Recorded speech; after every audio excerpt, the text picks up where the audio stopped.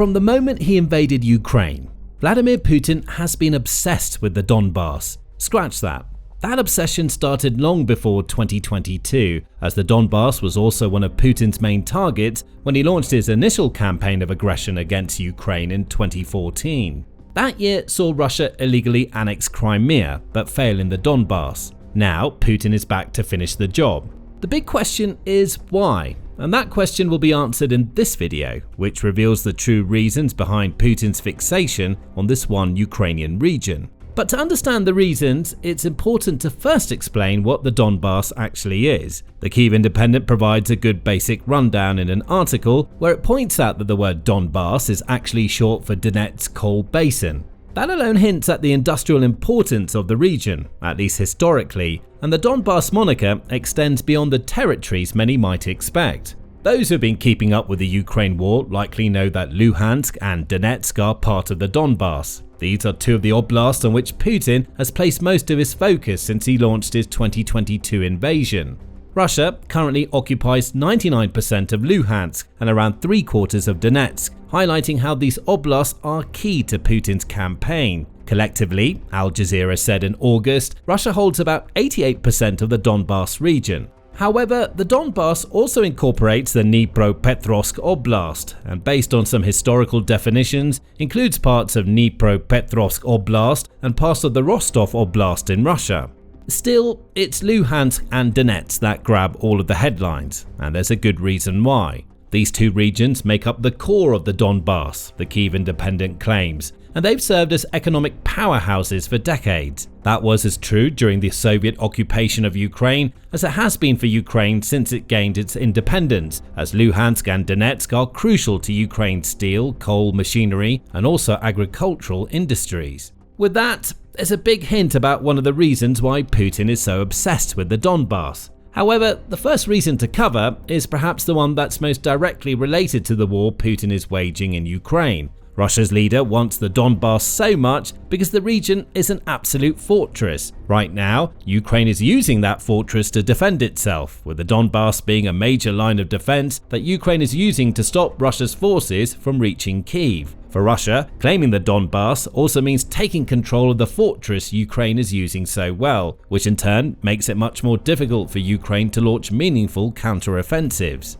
As TVP World points out, the key cities of Pokrovsk, Kramatorsk and Sloviansk all lend themselves to the Donbas's reputation as a region that's incredibly difficult to assault. Collectively, those cities, along with several others, make up what has become known as the Fortress Belt. Russia believes that this collapse of this belt will spell the end of Ukraine's brave defense. At least that's according to The Conversation, which published a piece in August that also pointed out that the Fortress Belt runs for about 31 miles from the previously mentioned city of Sloviansk in the north of Donetsk to the city of Kostiantinovka to the south. The Conversation quotes a Russian outlet named URA, which claims that the Donetsk Fortress Belt is the last serious line of defense of the Ukrainian armed forces. Beyond it, Kyiv has no other prepared lines of defense to Zaporizhia and the Dnipropetrovsk region. The Russian army can advance to the Dnieper River.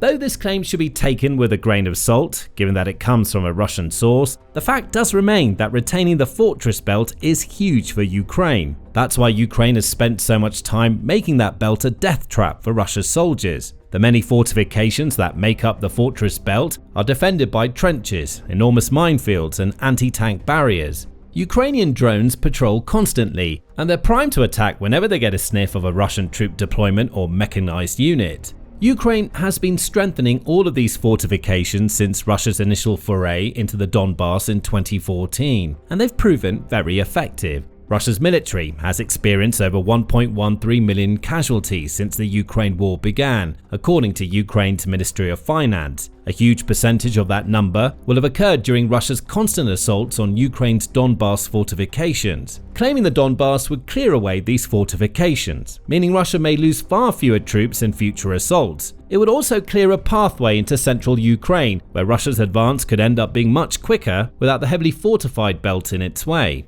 As Kirill Martynov, who is the editor-in-chief of the Novaya Gazeta, told Current Time, Ukraine has also invested heavily into the defense of the Donbas, and particularly Donetsk. The demands on Ukraine to hand over the remaining part of the Donetsk region are unrealistic from the point of view of Ukraine's future defense capabilities, Martynov says. Putin has been trying to conquer the Donetsk region for 11 years, and handing over to him those fortified areas that remain under Ukrainian control is effectively a path to Kyiv and Dnipro. So, Putin has a very practical reason for wanting the Donbas. He sees the entire region as the key to continuing Russia's advance deeper into Ukraine, and with Donetsk fortress belt under Russia's control, Putin believes that this deeper advance would happen faster and with fewer casualties than the one in the Donbas. Add having a fortress belt to call his own into the mix, and Putin has a very clear strategic interest in this region of Ukraine. But strategy isn't the only reason why Putin is obsessed with the Donbas. One could even argue that it isn't a reason for obsession at all, given that it's logical for Russia to be trying to break down one of Ukraine's most formidable series of fortifications. No, there are other reasons why Putin is so hell-bent on the Donbas, and the next one harkens back to something hinted at earlier in the video. The Donbas is an economic powerhouse. The region has served as the heart of the Ukrainian economy for much of its modern history, with the previously mentioned coal and metallurgical industries being especially massive. In 2013, which was the year before Putin first attempted to annex the region, these industries contributed to the Donbas having a regional gross domestic product or GDP of around $27 billion.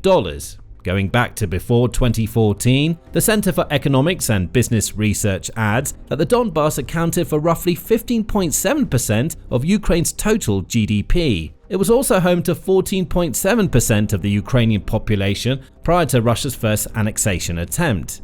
These aren't small numbers. Russia's actions in the Donbas were having an effect on Ukraine's economy long before the 2022 invasion too, the Kyiv Independent reports. According to the Center for Economics and Business Research, the conflict cost Ukraine up to $14.6 billion per year between 2014 and 2020, totaling around $102 billion in total losses. But the economic factor goes deeper than that. It's not just about what Russia can cost Ukraine that has Putin so obsessed. Russia's leader has his sights set on the Donbas because the region has enormous potential. Rare earth minerals are becoming more valuable by the year, and Ukraine is home to tons of them. Around 5% of the world's total of critical raw materials are in Ukraine, the BBC reports, including 19 million tons of proven graphite reserves, about a third of Europe's lithium reserves, and 7% of the continent's titanium. These are just a handful of examples, as Ukraine also has vast deposits of lead, copper, uranium, beryllium, cobalt, silver, nickel, manganese, and a host of other rare metals. Take one guess where a huge proportion of these valuable minerals happens to be. The answer is Donbas, and so is Russia, literally, thanks to its occupation of much of the region. Analysts estimate that the Donbas contains around 40% of Ukraine's critical mineral resources, part of a broader treasure trove of the country's mineral wealth valued between $1.5 to $1.8 trillion. There's a small caveat here in that not all of the region's reserves will be accessible, regardless of who controls the Donbas. Still, this is a massive number, and it highlights the fact that the Donbas is a treasure trove that Putin is desperate to crack open. The US certainly recognizes the value of Ukraine's mineral wealth. It signed a deal with Ukraine that sees the two countries creating a reconstruction investment fund that will use the country's mineral reserves to rebuild the country after the war. The US, of course, will have ways to profit from this fund, such as providing developers and infrastructure experts to oversee the reconstruction. Putin is nowhere near as subtle in his efforts to exploit the Donbas and its resources. He just wants to control the entire region because that would mean everything that lies beneath the Donbas lands would belong to Russia. Right now, Russia's occupation of much of the Donbas means that it's sitting on about 40% of Ukraine's total mineral reserves, Al Jazeera reports. That's money that Putin would love to pump back into the Russian economy, following a war that's already cost his nation around $211 billion, according to Social Europe. That seems to be a conservative estimate, especially as Ukraine believes that each day of the war costs Russia about $1 billion to wage. Whatever the real figure may be, and Russia's reluctance to share accurate statistics makes that figure difficult to determine, control of the Donbas would go a long way toward Putin making good on all of the economic harm he's caused to his country. And that leads to the third major reason why Putin is obsessed with the Donbas. He believes that the entire region is already a part of Russia. Putin has long used centuries-old history to justify Russia's Ukraine invasion, and the Donbas is no different. TVP World notes that the roots of Russia's claim to the region lie in the 18th century, when Catherine the Great expanded Russia's European conquest towards the Balkans. This expansion was dubbed New Russia, which eventually morphed into Russian world, and Ukraine was very much caught up in it. Putin himself brought up the Russian world concept following the annexation of Crimea. Given that he attempted to annex the Donbas during that same period of aggression, it's safe to assume he wants to apply the concept to Ukraine's embattled region. Of course, Putin tends to be happy to ignore history before Russia happened to control Ukraine, as well as ignore the world events such as the collapse of the Soviet Union that led to Ukraine becoming independent. Those kinds of events don't factor into Putin's warped view of global history. It would be inconvenient to his goals if he allowed them to. Russia's president has happily created and leaned on several myths to explain why the Donbas should be part of the Russian Federation. One of the most enduring of these myths, the Kyiv Independent says, is the idea that the Donbas naturally belongs to Russia because a large percentage of the region's population speaks Russian. The speaking Russian part of this argument seems to be relatively sound. The language is still fairly widespread in Ukraine. At least it was in 2004 when the Kyiv International Institute of Sociology conducted a public opinion poll, which found that up to 46% of Ukrainians use Russian at home. The Donetsk and Luhansk oblasts had especially high proportions of Russian-speaking people, at 93% and 89% of their populations respectively. The problem with these numbers, which Putin is all too happy to parrot, is that they don't tell the full story.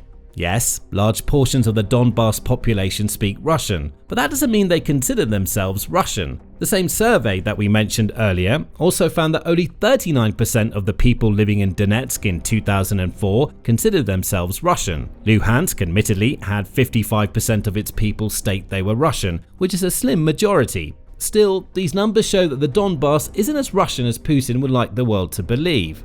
These are also statistics from over 2 decades ago. Fast forward to May of this year, and the Ukrainian think tank, the Razumkov Center, conducted an interesting poll. It quizzed members of Ukraine's Russian-speaking population about their opinions of Russia, finding that 82% viewed the Russian Federation negatively. Putin claims to be on a crusade to save Ukraine's Russian-speaking population. The reality seems to be that most of that population doesn't want to be saved, which appears to include many of those living in the Donbas.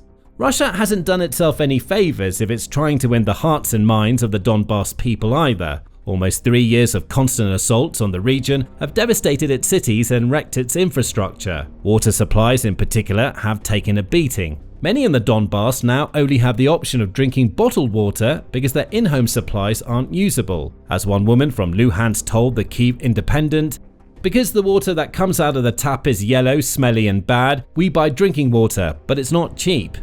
In Donetsk, the water problem is so severe that it's all that many people can think about, claims a member of the Slavmavka partisan group operating in the region. In Donetsk, in the Kirovsky district, we've been almost completely without water. Before, at least a thin trickle would come through for half an hour, but now sometimes the tap stays dry all day long, that person tells the Kyiv Independent. Still, Putin persists with his lies. In the build-up to the Ukraine invasion, Putin claimed that residents of the Donbas had been subjected to a Ukrainian genocide that's killed 4 million people. The so-called civilized world prefers to ignore it, as if there were none of this horror genocide that almost 4 million people are being subjected to, Putin said in February 2022. There is no evidence of this supposed genocide, but that doesn't stop Putin from using it, along with his other fake claims, to justify Russia's attempt to snatch the Donbas from Ukraine. Putin is trying to create a narrative where he's the brave knight riding in on the white horse to save the Donbas. The terrifying thing is that Putin likely believed the tall tales he spun, which comes back to the third reason why he's so obsessed with the Donbas. To lose now would be to fail in his mission to make Russia whole again, and that's something that Putin can't allow to happen. What the Russian president fails to see or purposefully ignores is that his lies about genocides and the Donbas wanting to be Russian hide the very real damage he's caused the region. Still, Putin keeps on pushing, sacrificing thousands of his country's soldiers to the pyre of his Donbas's ambitions. The question now is, will Putin manage to get his hands on the region that he covered so much? There is talk that Ukraine might be forced to cede the Donbas as part of a peace deal with Russia. On October 19, US President Donald Trump suggested that Ukraine cut up the Donbas in such a way that Russia would control most of it. Speaking to reporters on board Air Force One, Trump said, "Let it be cut the way it is. It's cut up right now. I think 78% of the land is already taken by Russia. You leave it the way it is right now. They can negotiate something later on down the line." Given how much of the Donbas Russia currently occupies, that would essentially mean that Ukraine allows Russia to continue to occupy over 80% of the region. Trump apparently pushed for this outcome during a White House meeting with Ukrainian President Vladimir Zelenskyy, according to The Guardian. However, it's also possible that this comment was supposed to suggest that the battle line should be temporarily frozen, rather than used to denote the new borders of Ukraine and Russia in a peace deal. When asked if he'd asked Ukraine to cede all of this Donbas territory to Russia, Trump said, "No, we never discussed it. We think that what they should do is just stop at the lines where they're on the battle line." So, it's difficult to determine what the US president thinks Ukraine should do with the Donbas. And now that Trump's much anticipated meeting with Putin in Hungary has been called off, the US may even believe that freezing the battle lines is no longer an option. On October 21, Trump explained that the US called off the summit with Putin because he didn't want to take part in a wasted meeting. As one European diplomat put it to Reuters, "I guess the Russians wanted too much, and it became evident for the Americans that there'll be no deal for Trump in Budapest." Not that Ukraine will ever cede the Donbas willingly anyway. Zelenskyy said as much when the idea of handing the region over to Russia started doing the rounds in August. "We will not leave Donbas. We cannot do this. Donbas for the Russians is a springboard for a future new offensive," Zelenskyy claimed. "If today we leave Donbas, from our fortifications, from our reliefs, from the heights that we control, we will clearly open a bridgehead for preparing an offensive by the Russians. In a few years, Putin will have an open path to both the Zaporizhia and Dnipro regions, and not only that, also to Kyiv." These are all regions mentioned when discussing Putin's strategic reasons for his obsession with the Donbas. Their protection is as important to Ukraine as preventing Russia from taking the Donbas. Add to this that Ukraine's constitution states that its president doesn't have the authority to cede territory anyway, and the idea of Ukraine handing the Donbas to Russia is a non-starter. So, Putin will keep fighting for the Donbas. His obsession compels him. And right now, Putin's failure to take the Donbas in the time frame he believed that he could still stand as one of Russia's greatest failings in the Ukraine war. There are many others. We've explained every Russian failure in 19 minutes in one of our videos, so check it out to find how badly Putin has bungled his Ukraine invasion. And if you enjoyed this video, be sure to subscribe to the Military Show for more analysis of the Ukraine war and the reasons behind it.